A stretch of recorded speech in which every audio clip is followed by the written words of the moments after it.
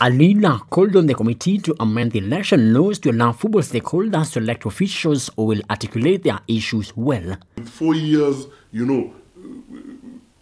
have to have a proper curriculum that runs in schools, universities, colleges, and other institutions.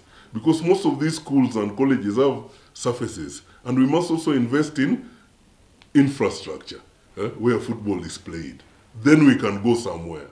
The former FKF Nyanza NEC member commended the committee for the progress made since taking over administrative issues with the Confederation of African Football and International Football Organization, FIFA. The mandate of the Caretaker Committee will end in April after the elected office is set to take over running of football. I'll be running on the platform for players' welfare, sorting out a long-term curriculum, long-term goals for feeding the national team, and making sure that training programs are done in the best way possible, like coaching, refereeing, and all that. The problems that soccer in Kenya have, we know, and that's what we need, and I've been an administrator before. We need to fix them once and for all. The problem is that the people who are elected as president of football have different interests. They have teams in the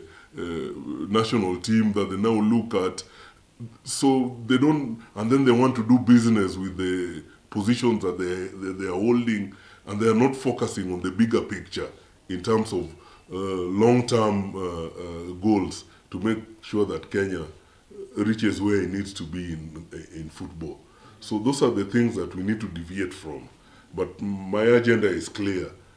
Women football, players' welfare, long-term coaching, and also having a long-term development program for feeding the national teams in a long-term manner.